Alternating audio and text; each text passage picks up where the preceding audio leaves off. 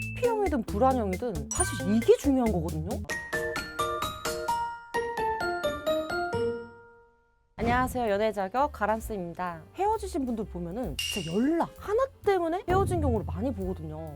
대표적인 연락 문제의 원인으로 회피형과 불안형의 차이점이라고 많이 보셨을 텐데, 문제는 어떻게 해결해야 되는지는 안 알려주더라고요. 그냥 이런 사람이야 라고 끝내버리는데, 상대가 어떤 사람인지를 아는 건 기본이고 그에 맞는 해결책까지 알려드려야겠죠. 그래서 오늘은 애착 유형별 이별 심리와 재회 방법에 대해서 말씀드릴게요. 회피형의 가장 큰 이별 심리는 소진입니다. 회피형이 이별하기 전에 주로 하는 말이 뭐냐면, 내가 널 사랑하는지 모르겠어, 이거거든요. 듣는 사람 입장에서 이게 무슨 소린가 싶잖아요. 우리가 뭐 엄청난 문제가 있었던 것도 아니고 갑자기 이러니까 회피형한테 엄청난 분노를 느끼는 분들이 많은 것 같아요. 그러면 왜 갑자기 헤어지자는 말을 했을까요? 그건 바로 연애에 대한 에너지가 바닥이 나서 그래요. 연애라고 하는 거 생각해보면 하나부터 열까지 엄청 신경 쓰이는 활동이거든요. 상대방한테 내 생각도 공유해야 되고, 감정도 표현해야 되고, 서로 돈도 많이 쓰게 되고, 심지어 육체 노동까지 포함되어 있죠. 이 어마어마한 에너지들을 유지하기에는 회피형의 연애에 배치하는 에너지가 100%가 아니라는 거예요.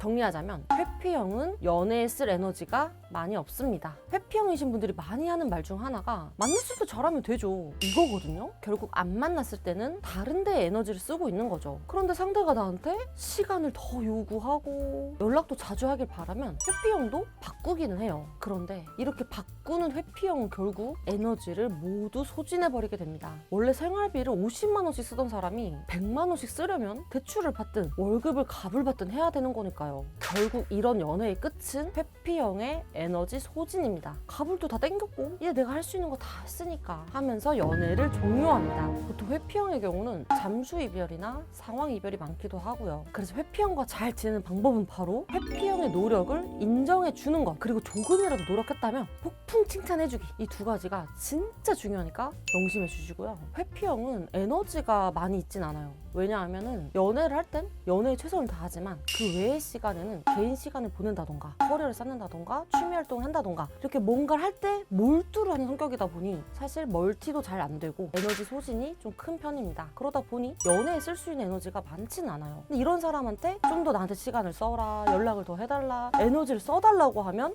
당연히 지치게 되겠죠. 그래서 결국 뭐 대출을 받듯이 월급 가부를 받듯이 에너지를 더 끌어다가 쓰게 되면 결국 이 연애의 종말은 회피형의 에너지 소진입니다. 이런 회피형과 잘 지내는 방법은 바로 그 소진된 에너지를 충족시켜줄 수 있어야 돼요. 여러분들은 어떻게 충족을 시켜주셨을까요? 뭐 예를 들면 회피형인 사람이 조금이라도 연락을 더 해주거나 내가 원하는 대로 행동을 했을 때 폭풍 칭찬을 해준다던가 어떤 보상을 해준다던가, 그런 경험으로 인해서 회피형이 느끼기에 이 행동을 하는 게 나한테 이득이구나, 유익이 되는구나 알아서 더 그 행동을 강화시키도록 만드는 게 중요합니다. 그리고 불안형의 이별심리 두 가지 말씀드릴게요. 첫 번째, 마지막 기회이다. 불안형은 회피형이랑 달리 연애에 에너지를 쏟는 게 어렵지가 않아요. 그리고 불안형 같은 경우에는 내가 정한 사랑의 정의가 있어요. 그런데 이 정의에서 벗어나게 되면 나를 사랑하지 않는 것이라고 인지를 하게 되죠. 그러다 보니 상대방한테 에너지를 쏟다가도 내가 생각하는 사랑의 기준에 미치지 않으면 불안형은 이별을 선택합니다. 그런데 사실 그 기저에는 나를 사랑하지 않는 것 같아서, 그래서 이 사람이 나를 떠날까봐 내가 먼저 차는 경우가 많이 있어요. 그래서 이별 통보를 내가 했는데도 내가 차인 것 같은 기분이 드는 거죠. 이런 불안형들의 서운함, 원망, 이런 감정들을 잘 건드리고 풀어준다면 의외로 재회가 쉽게 되는 경우가 있습니다. 단,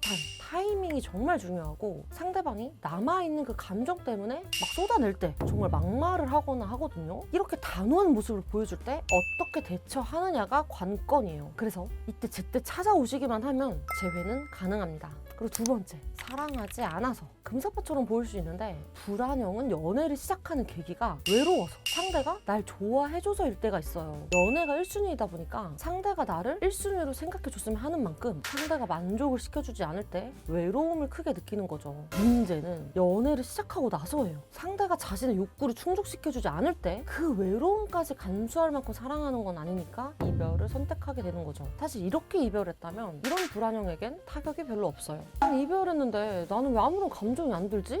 내가 쓰레기인가? 하다가도 그냥 바로 다른 사람을 만나버리기도 합니다. 이런 경우에 제외를 하려면 상대가 왜 나한테 반하지 않았는지 이유를 분석해서 나한테 다시 반하게 만드는 단계부터 들어가셔야 돼요. 자, 정리하자면 애착 유형으로 헤어진 경우 서로 다른 애착 유형을 가지고 있다면 상대가 바란 소구점 이것만 줄 수 있으면 사실 제외의 80%는 가능해요. 그래서 두 분 사이의 소구점을 찾아드리고 관계를 조율해 나갈 수 있는 힘을 키워주는 게 저희 상담사의 일이라고 봅니다. 그래서 고정 댓글 링크 통해서 상황 자세히 보내주시면 최대한 빨리 읽고 같이 도와드릴게요.